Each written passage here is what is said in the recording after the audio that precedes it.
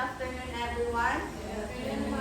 So our topic for this afternoon is all about environmental laws and sustainable packaging ethics. So this is the learning objectives. At the end of the lesson, the learners will be able to kindly read in chorus class. Slave the provisions of Republic Act number 903 and the Order number 2021 related to organic waste management. Identify the ethical responsibilities of producers and actors. Sustainable packaging, including extended producer responsibility or ER. Apply sustainable packaging practices for finished products that comply with environmental laws and global standards. Okay, so thank you.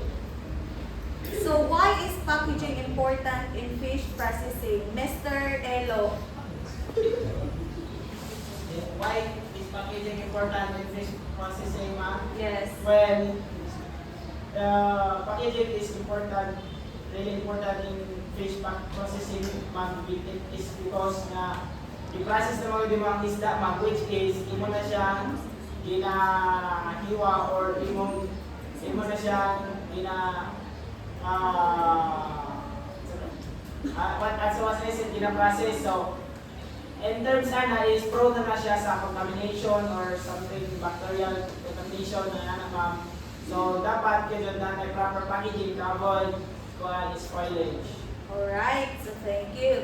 So packaging is essential for protecting fish products but also generate waste. As a future entrepreneurs and workers in the fisheries sector, we must balance product protection with environmental protection. This involves following the law and practicing ethical decision-making to minimize harm to nature. So these are the K laws and regulations. So first is the Republic Act number 9003, which is the Ecological Solid Waste Management Act of 2000. So sa Republic Act number 9003, it is the primary law governing about the solid waste management in the Philippines. And also, sa Republic Act 9003, ang iyang key provision relevant to packaging first is ang segregation. Dapat daw ang mga waste is naka-segregate siya at source, like for example is kanang biodegradable, recyclable, and also the residual.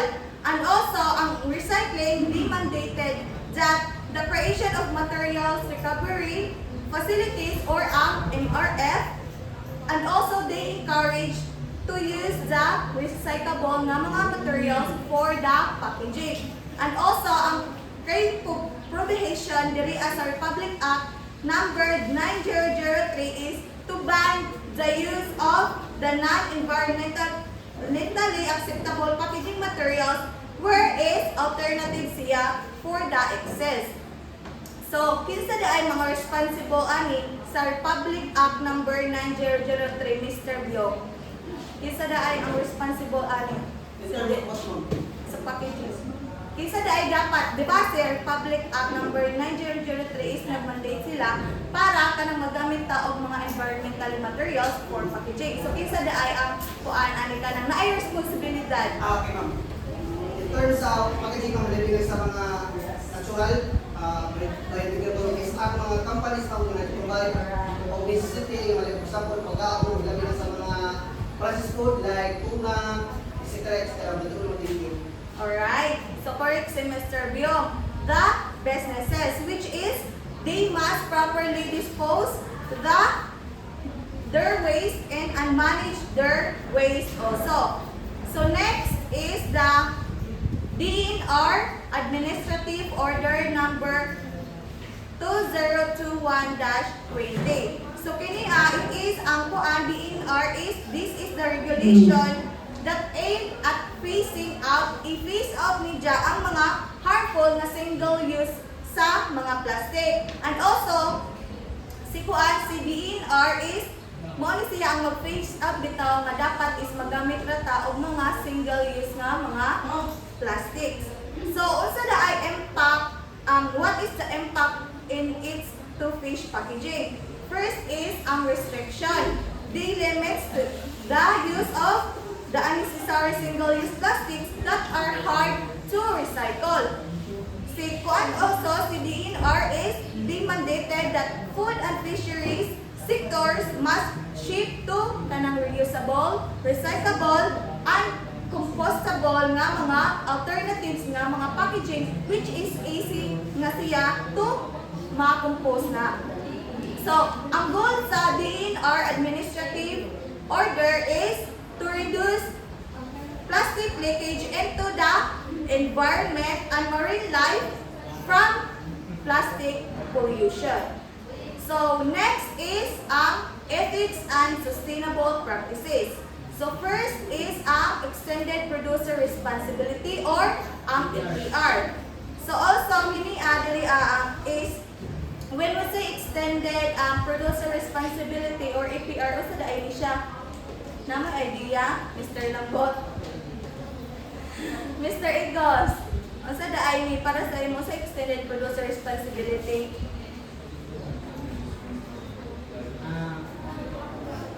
So, APR is sila mo ikon tao na kaniyang APR is mo niya responsible para sa ilang mga products, life cycle sa ilang mga products like kanang para sa nang mga post-consumer waste then kanang mga ethical duty para ma-ensure ang packaging na dili makakuan sa maka-harm dito sa environment. Marang ibalin ko ni sila o kanang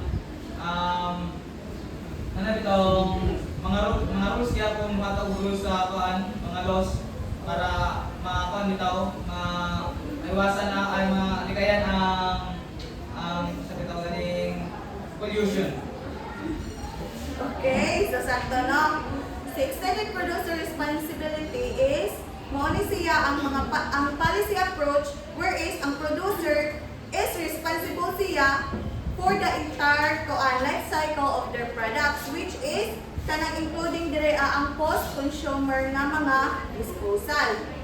And also, ang ethical duty ni extended producer responsibility is as a packers, you are not just selling the product but also you are responsible for what happens sa imuhang packaging after sa paggamit ni ini. Mao na ang iyahang ethical duty ni EPR. And also, Ang isang ko lang na ang APR is kuan. Palit ka para sa na mag-mention ko ang pangalan para sa Nature Spring. Ang company ana is ibalik niya sa company nga ang Nature Spring sa mga establishment mga tindahan. Then din na responsibility ko na sa mga tindahan na ilahagay ng mga basura. Since ilaha man ng mga basura, nagapitulbagon ang mga company na kung ang ilang mga plastic ng mga basura is asa na naabot. Ilahagay po ng tulbagon. Oh, sakto si Mr. Igos. So, ang action ana is we need so as a business pohon as a business woman or men, you should design a packaging that is kanang bitong easy na siya to recycle or to dispose safely para is malikayan na to ang mga pollution sa environment. So next is avoidance of environmentally harmful materials. Yes, Mr. Elo, Yes, ma'am. read and elaborate.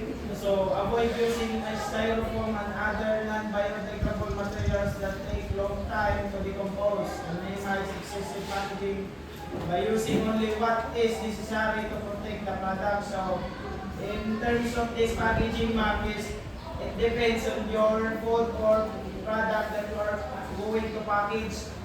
For example, mga kuan, ma'am, kanang mga dali perishable food or product is you need to use something like nyana, pero you have to dapat responsible ka sa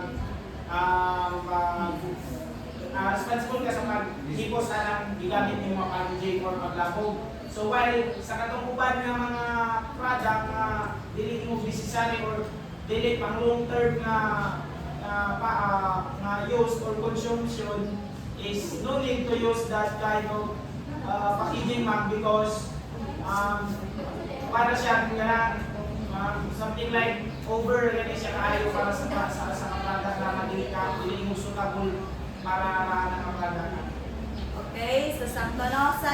Like sa ato ang karon is diyan na atong ginagamit nga ikuba, diba? Para madali nato siya karon reusable ra siya.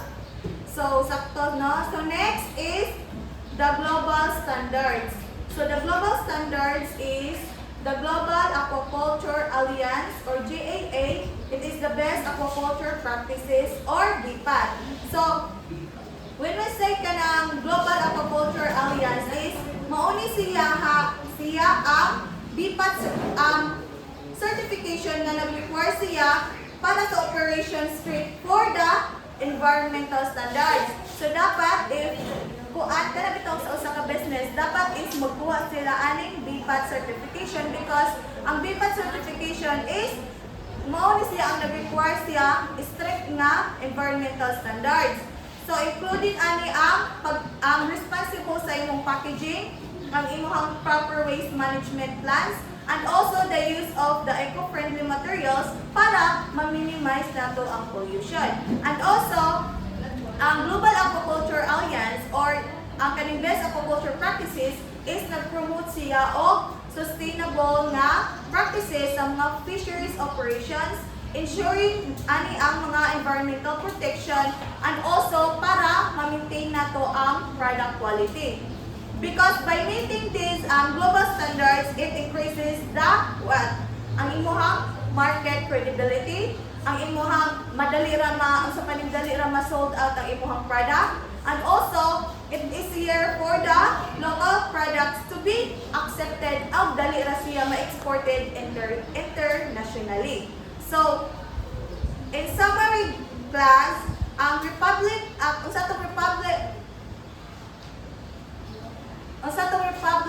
9003 mao ni siya ang mag-segregate of mga waste, gina-promote nila ang mag-use of mga recyclables, and eco-friendly nga mga materials. And then, ang DENR or AO, which is 2021-13, ang ilang gina-promote is to reduce single use of plastics para i-switch into the alternatives. Ang EPR, it is the ethics design packaging para ma-easy ang iyahang mga disposal of ang kanang mga recycled. And also, kining GAA, it is the certification that ensure the sustainability and proper waste management plans of your business. So, I think that concludes my topic and thank you.